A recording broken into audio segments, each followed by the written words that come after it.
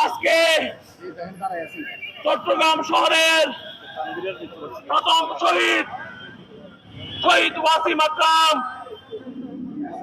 শহীদ তানভীর সিদ্দিকী, শহীদ ফজলে রাব্বি, শহীদ আবু সাইদ মুগ্ধ সহ হৃদয় তরুয়া সহ যারা শহীদ হয়েছেন তাদের রক্তের সাথে বেইমানি করবেন না।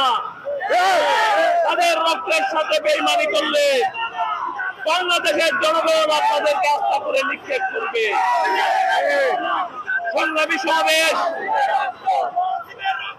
আমরা এনসিপির ওই নেতাকে আহ্বান জানাবো, তার এই উদ্দেশ্যপূর্ণ বক্তব্য তিনি যেন অবিলম্বে প্রত্যাহার করেন,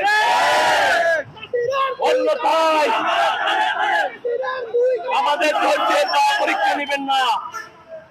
আমরা বিগত 10 মাস ধরে অধিক ধৈর্য ধারণ করে আছি। আমাদের প্রাণপ্রিয় নেতা জনাব তারেক রহমান আমাদেরকে ধৈর্য ধারণ করার উদাত্ত আহ্বান জানিয়েছেন। আমরা চাই জুলাইয়ের রক্ত যেন বিনষ্ট না হয়। আপনারা এমন কোন আচরণ করবেন না, এমন কোন উস্কানিমূলক কথাবার্তা বলবেন না যার কারণে শহীদের রক্তের সাথে বেইমানি হবে, যার কারণে জুলাইয়ের যেই গণ অভ্যুত্থানের যেই স্পিরিট, জুলাইয়ের যেই ঐক্য, সেই ঐক্য বিনষ্ট হয়। একটি গোষ্ঠী আমাদের বাংলাদেশ জাতীয়বাদী দল বিএনপির স্থায়ী কমিটির সদস্য সালাউদ্দিন আহমেদের নামে যে কুচুক্তিমূলক বক্তব্য রেখেছে, তার প্রতিবাদে চট্টগ্রাম মহানগর ছাত্র দল আজকে যে তৎক্ষণিক মিছিল করেছে, এই মিছিল থেকে তার তীব্র নিন্দা ও প্রতিবাদ জানায়। আমরা জুলাইয়ের আন্দোলন করেছি, একটি স্বাধীন রাষ্ট্র পেয়েছি, দেশের বাক স্বাধীনতা ফিরে পেয়েছি। জুলাইয়ের আন্দোলন কারো একক পৈতৃক সম্পত্তি নয়, এটি 18 কোটি মানুষের অধিকার। দেশের সাধারণ জনগণ থেকে শুরু করে ছাত্র, ব্যবসায়িক, বিভিন্ন শ্রেণীর লোকজন ঐক্যবদ্ধভাবে আন্দোলন করে এই নতুন বাংলাদেশ পেয়েছে। আপনারা যতই পায়তারা করেন না কেন, যতই বাহানা করেন না কেন, কোনো লাভ হবে না।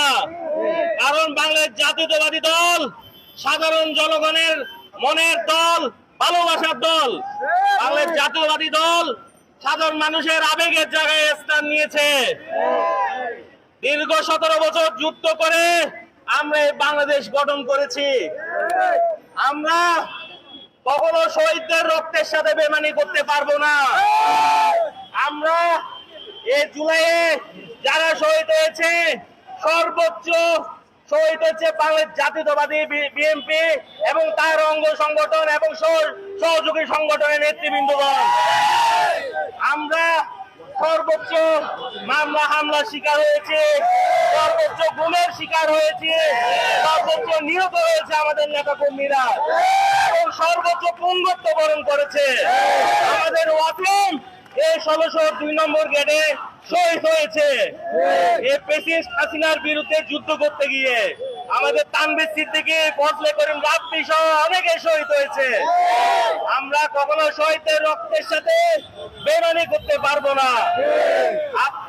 অতি বিলম্বে আপনি আজকে যে বক্তব্য রেখেছেন তা প্রত্যাহার করুন এবং সালাউদ্দিন আহমেদের কাছে ক্ষমা চান। তার চেয়ে কঠিন কর্মসূচি আমরা ছাত্রদল দিব রাজপথে। ছাত্রদল অতীতেও মোকাবেলা করেছি, এখনো মোকাবেলা করতে পারবো ইনশাল্লাহ। সকল অপকর্মের বিরুদ্ধে আমরা রুখে দাঁড়াতে পারবো। আপনার এখনো সময় আছে। আপনি আমাদের বিএনপির স্থায়ী কমিটির সালাউদ্দিন আহমেদের বিরুদ্ধে যে বক্তব্য দিয়েছেন তা প্রত্যাহার করুন এবং ক্ষমা চান। এ বলে আমি আমার বক্তব্য এখানে শেষ করছি।